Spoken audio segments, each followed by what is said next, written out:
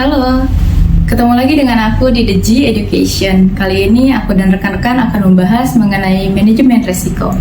Kalau kita berbicara masalah risiko yang didasari oleh situasi ketidakpastian, sebelumnya kita harus mengenali konsep dasar dari risiko itu sendiri.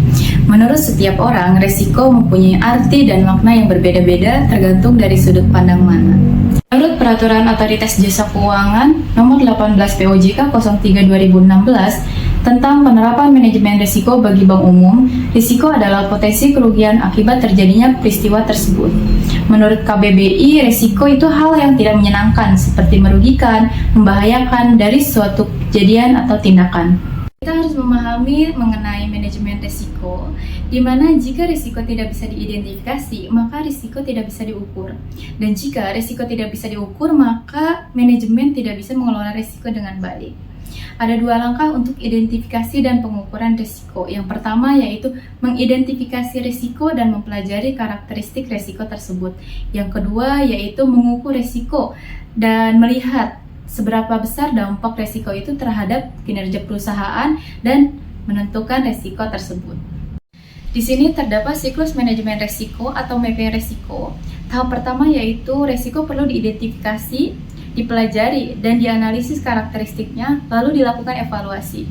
Pemahaman yang baik terhadap karakteristik risiko akan bermanfaat pada perumusan metode yang tepat untuk mengelola risiko. Yang kedua yaitu menentukan skala prioritas resiko, di mana kuantifikasi resiko merupakan salah satu komponen penting karena kita bisa mengukur bobot resiko dan dampaknya terhadap kinerja perusahaan. Yang ketiga yaitu fokus pada risiko yang relevan, yang memiliki dampak paling tinggi dan probabilitas paling tinggi. Yang terakhir yaitu mengelola resiko sehingga tidak mengganggu kinerja perusahaan. Berikut saya akan menjelaskan tentang proses analisis Cohen. Sumber resiko kita ibaratkan adalah api. Api bisa menyebabkan kebakaran dan kerugian bagi organisasi atau perusahaan. Kemudian ada faktor resiko yang menjadi katalis, yaitu yang mempercepat terjadinya resiko. Faktor resiko tersebut adalah minyak tanah disimpan di dekat kompor. Situasi tersebut akan meningkatkan kemungkinan terjadinya kebakaran. Jika terjadi kebakaran, maka bangunan yang ditempati akan terbakar. Maka gedung memiliki ekspor terhadap resiko kebakaran. Kemudian terjadi yang tidak kita inginkan, yaitu kebakaran. Kebakaran ini yang mengakibatkan kerugian bagi perusahaan. Setelah dilakukan analisis sekian risiko, maka kita bisa melakukan pencegahan agar kejadian yang merugikan tidak muncul. Contoh, api tidak bisa dihilangkan karena dalam kondisi dapat menghindari risiko faktor, misal dengan menjauhkan minyak dari kompor. Alternatif lain, kita bisa menggantikan kompor listrik yang tidak perlu minyak tanah.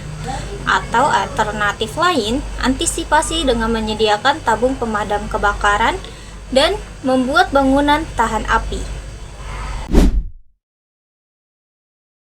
Mengidentifikasi sumber-sumber resiko. Pengelola resiko harus memperluas pengamatan terhadap sumber-sumber resiko. Nah, sumber-sumber resiko di lingkungan sekitar itu yang pertama ada dari lingkungan fisik, seperti bangunan tua runtuh, sungai mengakibatkan banjir, gempa bumi, badai, dan topan. Yang kedua, lingkungan sosial, seperti kerusuhan sosial, demonstrasi, konflik masyarakat, pemogokan pegawai, pencurian, dan perampokan. Nah, yang ketiga ada lingkungan politik, contohnya perubahan perundangan, perubahan peraturan, serta konflik antar negara. Lalu yang keempat, lingkungan legal, yaitu gugatan karena gagal mematuhi peraturan.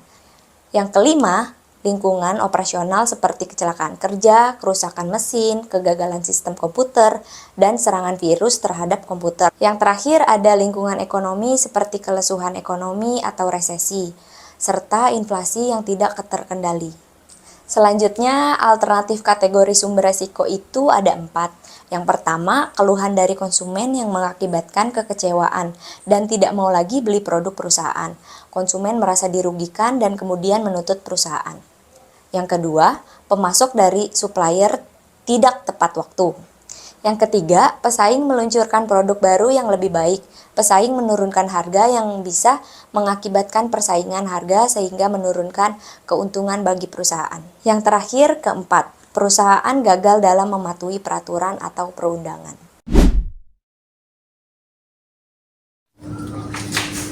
Teknik lain pendukung identifikasi resiko. Yang pertama, melalui metode laporan keuangan. Yang kedua, bisa menganalisis flowchart kegiatan dan operasi perusahaan. Yang ketiga, bisa melakukan catatan statistik kerugian dan laporan kerugian perusahaan. Yang keempat, bisa melakukan survei atau wawancara terhadap manajer. Setelah resiko diidentifikasi, maka tahap berikutnya adalah mengukur resiko. Jika resiko bisa diukur, maka manajer resiko bisa melihat tinggi, rendahnya, dan besar kecilnya resiko yang dihadapi dan bisa diketahui dampaknya terhadap operasional perusahaan. Dengan pengukuran resiko, maka bisa dilakukan prioritasasi resiko yang paling relevan. Pengukuran resiko biasanya dilakukan melalui kuantifikasi resiko dengan metode yang sederhana sampai yang paling kompleks. Namun, pengukurannya juga akan sangat tergantung dari karakteristik resikonya. Sebagai contoh, resiko pasar dengan resiko kredit akan menghasilkan teknik kuantifikasi resiko yang berbeda sehingga pengukurannya pun akan berbeda.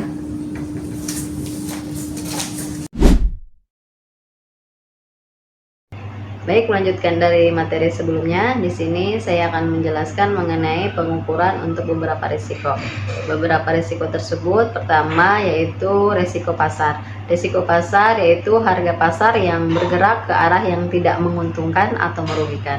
Nah, untuk tekniknya bisa menggunakan stress testing. Kemudian yang kedua ada risiko kredit, di mana konsumen tidak sanggup membayar kewajibannya kepada perusahaan.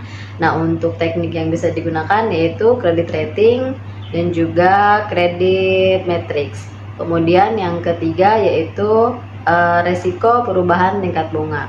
Nah, perubahan tingkat bunga ini mengakibatkan kerugian kepada portofolio perusahaan. Nah, teknik yang bisa digunakan yaitu metode pengukuran jangka waktu atau durasi.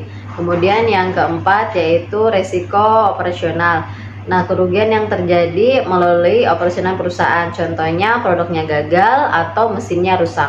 Nah, untuk teknik yang bisa digunakan yaitu matriks frekuensi kerugian.